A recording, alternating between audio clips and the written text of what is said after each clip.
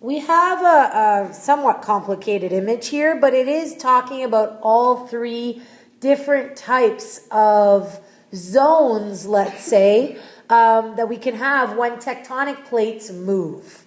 Okay, one of the first types of zones that occur or behaviors that occur is when we actually have two plates moving away from one another. Okay, and I'm actually going to choose a different color here, one that stands out a little bit more. So in this case, this zone is, this plate here, plate A, is moving away from plate B. Okay, so this actual movement away from one another is known as what kind of behavior? When things move away from one another, they diverge. This is known as a divergent zone. Okay, and a good example of that is in the middle of the Atlantic Ocean, right? Those two plates are actually pulling away from one another, and they're creating this big trench in the middle of the Atlantic Ocean. It's almost like a scab that heals over, and then as they separate, it opens up again. More magma comes out, okay, as lava, and it basically plugs up that hole, makes a bigger scar, rips up again, makes a bigger scar, and once that actually reaches the surface of the ocean, you start to get little islands there. Case in point, Iceland is a result of the diverging European plate and the North American plate.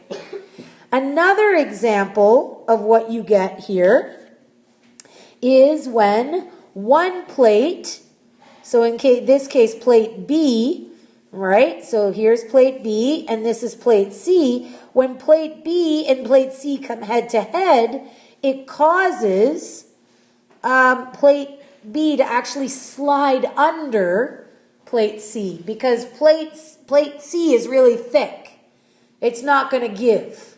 And because of the ocean plate being thinner, it actually buckles underneath. So it moves underneath. And when that solid rock here comes into contact with the very hot magma, it melts it. That excess magma ends up coming up through fissures to make mountains, right? So what is this area, this slippage underneath known as? What kind of zone? It is known as a subduction zone, where one goes underneath the other. Okay, and oftentimes the result of a subduction zone is a lot of lava, okay, are breaching the surface of that land slab and making actual mountains here. This ends up being a mountain chain. Okay, so when we talk about those three different types of tectonic plate behaviors, that's what we're referring to. In addition to these three types of zones that we also have rocks always changing from one form of rock to the other. Now these rocks make up that Earth's crust, that topmost or outermost part of our terrestrial planet. Okay? So we've got three big groups of rocks: igneous, sedimentary, and metamorphic. And those three types of rocks are actually interchangeable. One type of rock, depending on what happens to it, can be transformed into another type of rock. Okay? So in order to form these types of rocks, different behaviors have to occur. So if you want to be an igneous rock, two things have to happen.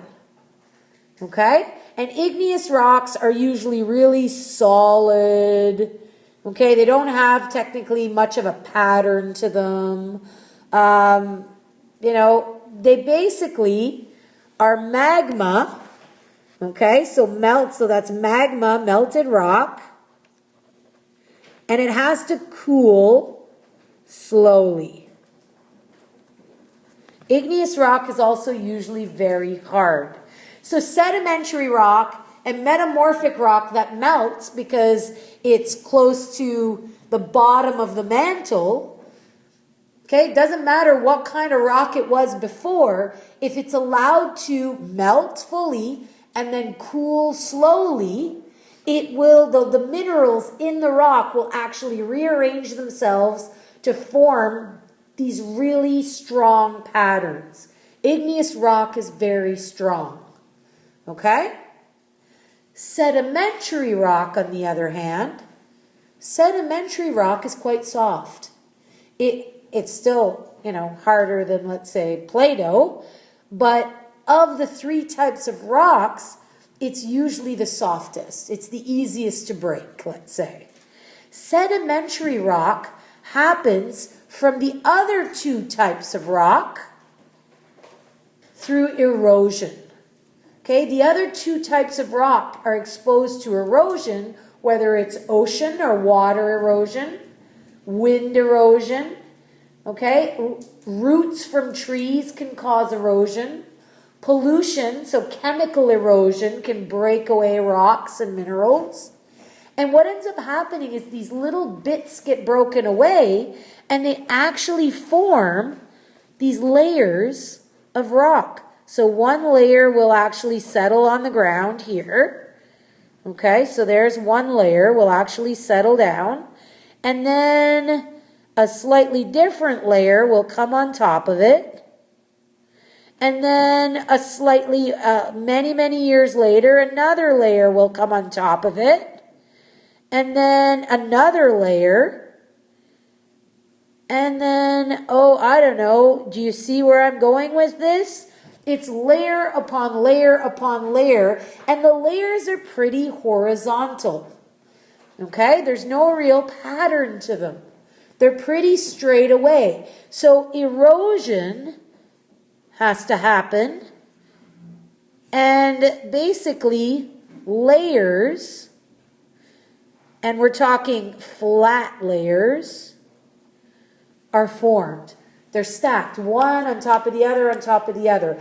And as all of these upper layers put pressure on the layers below them, they actually cause the rock to harden. Okay, they cause the little bits of sand mixed with water to actually basically form natural forms of cement. Cement is crumbly, but it is structurally pretty sound. Okay, and the last type of rock, metamorphic, happens when that rock is subjected to two things. Okay, so it happens when that rock is subjected to a lot of pressure and a lot of heat. Now, it's not allowed to fully melt and cool slowly, but there's some heat there to sort of melt it. Not into magma, but just to kind of melt it enough to warp it. Okay, so we will often see actual metamorphic rock with patterns to it. Okay, where it'll be like this. And then we've got another layer which is above it that follows the same pattern. And then we might have another layer above it. And you'll often see basically these wavy sort of undulations in the rock. And that's because it was squeezed, pressure was applied to it. And it caused it to actually morph. Okay? So it heated up just a little bit, enough to sort of make it movable and pliable, okay, bendy, and pressure was added to create the bend. So when we talk about what causes these three types of rocks, they all have some characteristics that go with them. And they're all actually interchangeable, okay? Metamorphic can become igneous. Metamorphic can also become sedimentary depending on what happens to the metamorphic rock. Igneous can become sedimentary if it's eroded, but if more pressure and heat are applied to it, it can become metamorphic. Sedimentary can actually, if it's deep down enough, under enough layers, it can be remelted and cooled slowly to form igneous, or it can be heated up a bit and pressure is applied to it to form metamorphic. So when we talk about the rock cycle, these three types of rocks are pretty interchangeable.